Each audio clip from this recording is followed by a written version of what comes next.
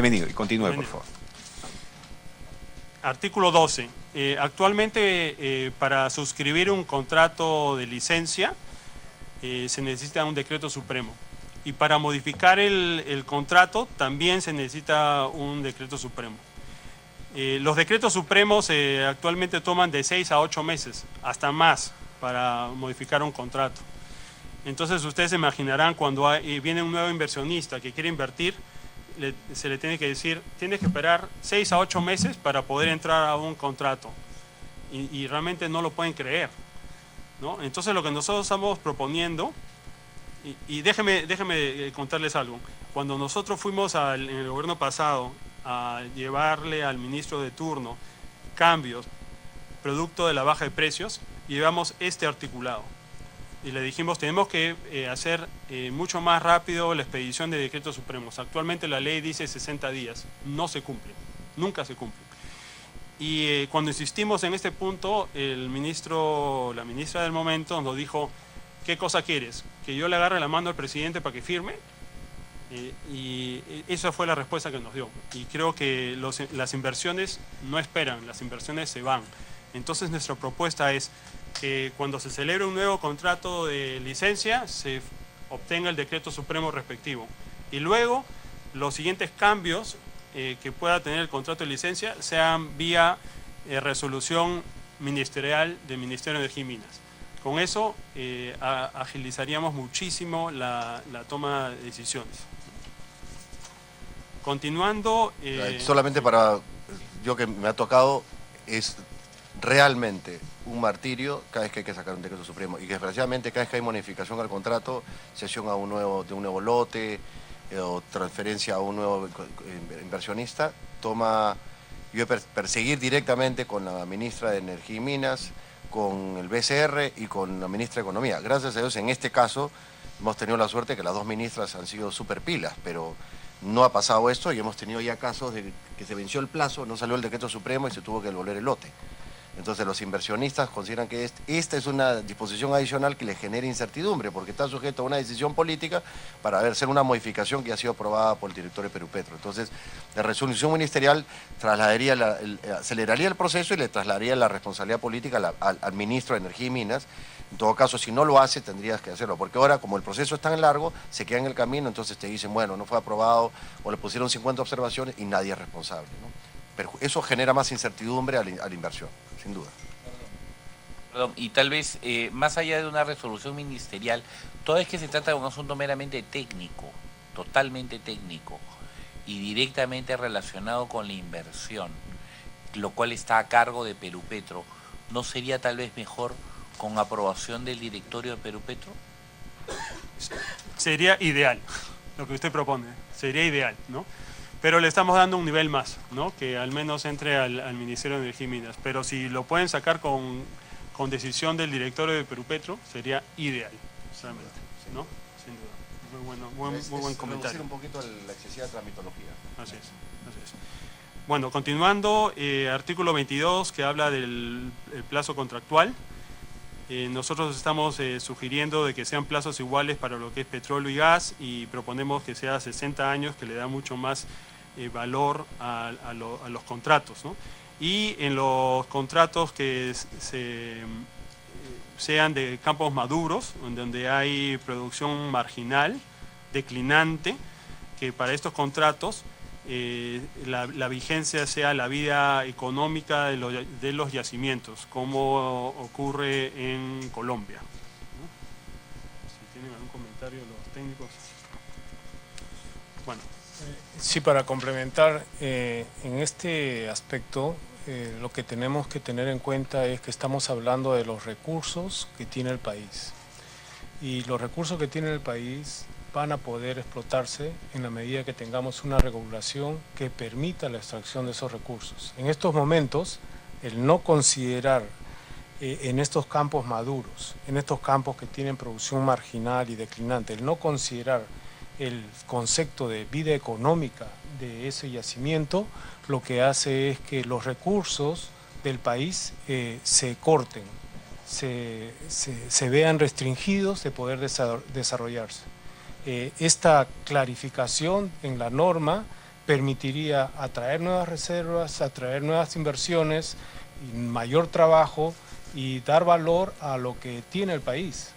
Y lo que tenemos en estos momentos simplemente es un cercenar la posibilidad de extraer esos recursos. Una inquietud en ese aspecto.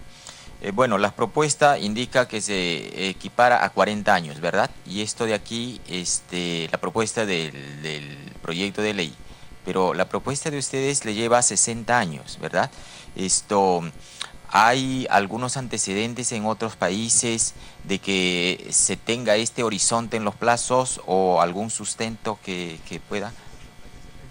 En este aspecto lo que tenemos que mencionar es que en los otros países lo que señalan desde inicios del contrato es que la explotación considera ya desde el inicio del contrato la explotación a lo largo de la vida útil del yacimiento, que puede ser más de 60 años. Nosotros estamos, para aproximarnos en este aspecto, y ser competitivos como país, estamos agregando 20 años más a lo que se está proponiendo de 40 a 20 años.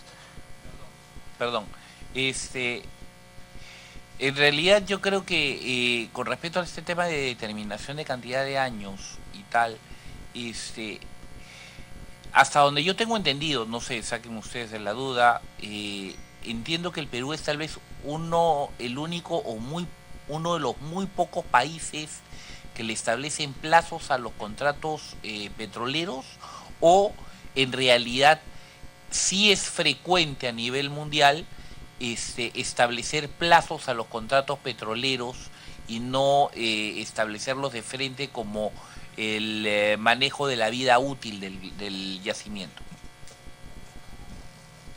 Lo usual en estos contratos en el mundo es el concepto de la vida útil del yacimiento, porque lo que buscan los estados es recuperar la mayor cantidad de recursos que tiene el país, y eso es lo que hace que apliquen este concepto.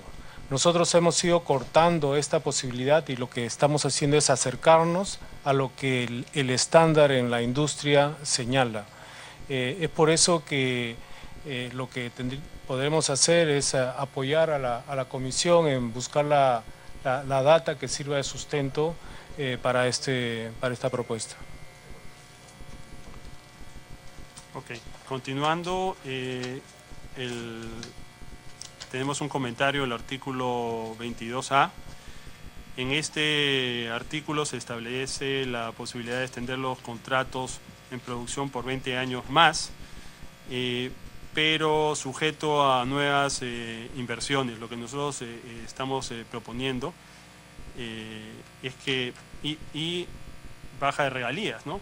Y lo que nosotros estamos proponiendo es que también se incluya aquí la posibilidad de ver las regalías en la producción básica y no solamente regalías en la producción futura sobre nuevas inversiones. También darle autoridad a Perupetro para que prepare la metodología y el procedimiento aplicable a esto, para darle mayor rapidez en la toma de decisiones, y por otro lado también que no haya una participación directa de la OEFA o Sindermin evaluadora para ver si se le da este beneficio a la empresa. Nosotros consideramos que los contratos vienen siendo actualmente ya fiscalizados por OEFA y Sindermin.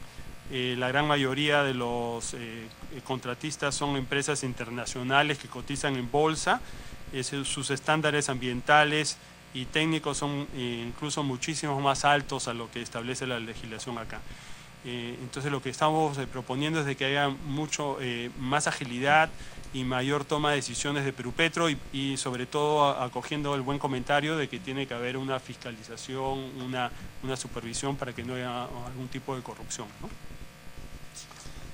Continuando, el artículo 25, que habla sobre el plazo de los contratos, el plazo de la exploración. Nosotros proponemos de que este plazo sea de 10 años, ¿no?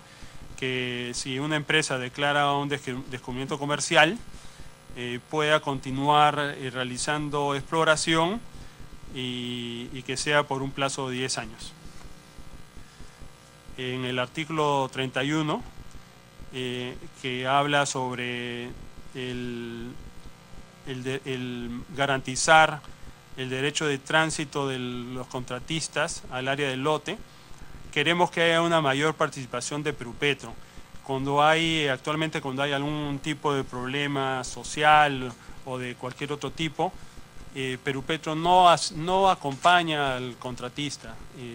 Perupetro es el socio natural de los contratistas y debería de acompañarlo como es representación del Estado y acompañar al contratista cuando éste lo requiera para poder resolver los conflictos o problemas que se puedan presentar en el campo. Seguidamente, nuestro comentario va al artículo 38. En este artículo ya existente se agregó que se le tiene que entregar a Perupetro la información técnica y cualquier otra. Nosotros estamos de acuerdo y actualmente se le entrega a Perupetro, como bien lo dijo el ingeniero Monjes, toda la información técnica, geológica, geofísica, petrofísica para su base de datos. Pero ese agregado que han puesto y otra nos lleva al inversionista, le va a llevar a una incertidumbre que no vaya a ser que con ese pequeño agregado vayan a pedir información confidencial, información comercial, financiera, ¿no? Entonces consideramos que tiene que haber una garantía, un recorte en eso y que continúe como es actualmente, que las compañías cumplen con presentar toda la información a Perupetro y Perupetro actualiza su banco de datos, ¿no? En cuanto a nuestra propuesta en el artículo 71, que ya lo comentó Felipe, es que cuando termine un contrato, Perupetro reciba los estudios de impacto ambiental, permisos, pero faltó poner ahí una precisión, que Perupetro sí los recibe, pero Perupetro también pueda voltearse y entregárselos al nuevo contratista, ¿no? Faltó poner esa precisión, que Perupetro lo puede transferir al futuro contratista que tome el área, ¿no? Sí, sí. Este es un tema muy importante porque estos instrumentos ambientales, por ejemplo, EIAs, ¿no?, para sísmica, para perforación de pozos, implican años de trabajo y años de aprobaciones en el Estado, que digamos el contratista finalmente o perforó un pozo y no encontró o no pudo conseguir el socio para poder hacer la inversión y por más que quiere quedarse en el lote no pudo y tiene que devolverlo, el Estado, en este caso Perupetro, debería asumir el título de esos instrumentos ambientales y como su rol es ir a buscar otros inversionistas para que el área pueda seguir manteniéndose en exploración, debería poder pasarle esos instrumentos ambientales al nuevo contratista. Esa es la idea, ¿no? Que no se pierda todo ese esfuerzo de estudios y el nuevo contratista tenga que empezar a hacer nuevamente estudios ambientales que igual van a tomarle años, ¿no? Ese es el concepto.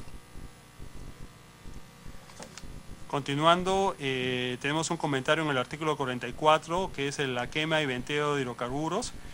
En la propuesta que hemos recibido, se establece que la quema y venteo de hidrocarburos se encuentra prohibida en todas las actividades de hidrocarburos, salvo los supuestos previstos en las normas reglamentarias correspondientes. Consideramos que este texto crea mucha incertidumbre. Actualmente hay un proyecto de reglamento que ha sido prepublicado, no sabemos cómo finalmente va a salir. Nuestra propuesta es de que el artículo 44 no sea modificado, sino que se mantenga el mismo texto, que se viene aplicando correctamente en todas las operaciones y en el cual se establece claramente que el gas natural que no sea utilizado, comercializado o reinyectado el contratista, previa aprobación del Ministerio de Energía y Minas, podrá quemar el gas. Y aquí sí le cedo la palabra a los técnicos, porque ellos tienen mucha experiencia que en la prueba de pozos se requiere quema de gas de todas maneras, ¿no? O quema de hidrocarburos, de petróleo incluso. Exactamente. Quisiera comentar acá un punto muy importante, lo que es la exploración de un pozo. En un pozo no sabemos, por ser exploratorio, no sabemos qué es lo que vamos a tener, qué volúmenes vamos a tener, qué flujo podría tener. Y lo que se hace técnicamente en todo el mundo es realizar, una vez terminada la perforación del pozo y llegada a la profundidad, realizar algunas pruebas cortas, controladas, para poder, mediante esas pruebas, establecer ese potencial a través de las pruebas del flujo que puede dar ese pozo. Si ese flujo de producción de petróleo, de gas, no es probado, definitivamente no se puede saber si ese pozo tiene potencial o no para seguir invirtiéndose en el área, perforar nuevos pozos, etc. Entonces estamos hablando de una actividad que es básica, que es esencial para la exploración. Y de la forma como está redactado este artículo, simplemente está cortando la posibilidad de exploración, porque genera una incertidumbre total. Yo como inversionista voy a perforar un pozo exploratorio y no sé si lo voy a poder probar, porque me están prohibiendo de lleno, en los casos de exploración, probar el pozo, porque a la hora de probar el pozo en etapa de exploración, necesariamente tengo que quemar los hidrocarburos. Al quemar esos hidrocarburos es lo más ecológicamente protector al ambiente, porque estamos evitando que haya una emisión de hidrocarburos al ambiente.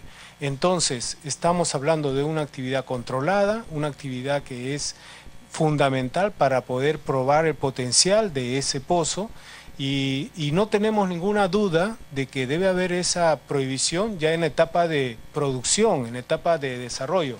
Cuando ya se ha probado, cuando ya se ha elaborado todo el proyecto y comienza la producción del área. Para esa etapa estamos totalmente de acuerdo, y de acuerdo a los estándares también de las empresas petroleras en el mundo, no se queman estos hidrocarburos, pero es fundamental hacer la precisión para la exploración. De lo contrario, simplemente se está cortando la posibilidad de exploración. Podríamos dar toda una cantidad de medidas a favor de la exploración, pero si se mantiene este extremo de la norma, podríamos generar un efecto todo lo contrario que se busca. Sí, totalmente de acuerdo. Hay pozos en que se perforan y encuentran petróleo, pero al momento de probar, o sea, de hacer fluir el hidrocarburo desde el subsuelo a la superficie, viene petróleo y gas. Entonces hay que medir las cantidades que se requieren, y en la exploración no tenemos infraestructura en la superficie suficiente como para almacenar. Porque es exploración, entonces necesitan formas que ya están contempladas en la ley, que te permiten venteo, quema o evacuación de los hidrocarburos hacia otro lado, pero esa es la razón, y claro, es para la exploración. Durante la explotación económica ya se sabe que ese campo se puede explotar durante muchos años, se construyen todas las facilidades y se evita el estar quemando el hidrocarburo, que tiene un valor, ¿no? Esa es la idea. Ok, continuando con la exposición, tenemos un comentario de la cuarta disposición complementaria final. Aquí lo que nosotros queremos es que, ya como hemos mencionado, que se autorice a Perupetro para negociar con los contratistas el porcentaje de regalías aplicables, no solamente a la futura producción que pueda tener, sino que también se debe ver sobre la producción básica, que también se puede hacer regalías escalonadas por yacimientos. Si en un lote hay un yacimiento de petróleo pesado, de petróleo ligero, que tengan diferentes tipos de regalías. para así hacernos mucho más competitivos, como existe en otros países como en Colombia y Ecuador, donde ellos sí tienen régimen de regalías comparativas y distintas, ¿no? De acuerdo a los yacimientos que se pueden encontrar en un lote.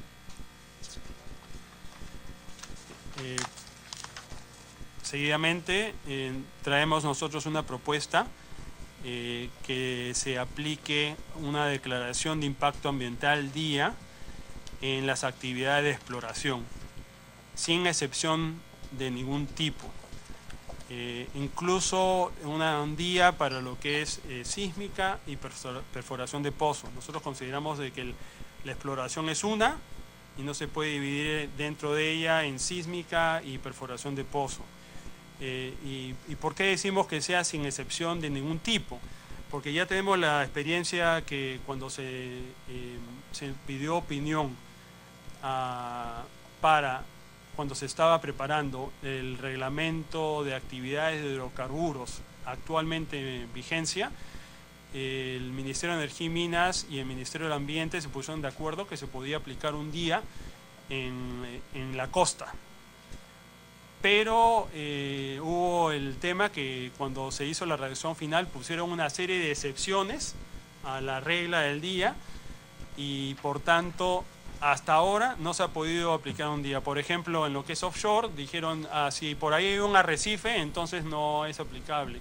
O en zona de Talara, noroeste, si por ahí hay unas dunas o algo así, entonces no se aplica el día. Entonces nos hicieron una pequeña trampita. Entonces lo que ahora queremos es de que sea aplicación de día sin excepción de ningún tipo, ¿no? Y ya como hemos mencionado, con eso evitamos que se preparen en etapa de exploración, estudios de impacto ambiental completos, que son realmente enciclopedias que nadie las lee, y le puedo decir incluso que las empresas consultoras ambientales estaban cobrando hasta $2 millones por hacer un estudio de impacto ambiental, por la cantidad de visitas, workshops, entradas, impresiones que se tiene que hacer. Y consideramos que al ser la actividad de exploración temporal, no es necesario contar con un estudio de impacto ambiental completo. Sí, si la empresa tiene éxito y tiene algún descubrimiento y ya pasa a la etapa de producción, entonces sí, ahí se puede exigir, ya que se va a quedar la empresa 40 años, digamos, entonces sí que prepare que obtenga su E y A completo. Adicionalmente, sugerimos que todos los permisos de autorizaciones adicionales que se tenga que obtener para la etapa de exploración no tomen más de 60 días su aprobación. Porque actualmente uno logra sacar su EIA y se demora 2 años o más y dice, ya, estoy listo. No, ahí tienes que entrar a sacar una serie de permisos adicionales que te pueden tomar 1 año, 1 año y medio o más.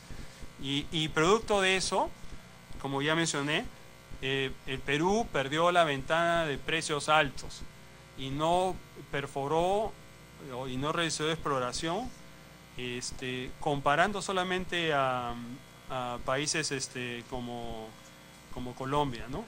Y como ejemplo práctico lo puedo decir, en la empresa donde trabaja Ronald,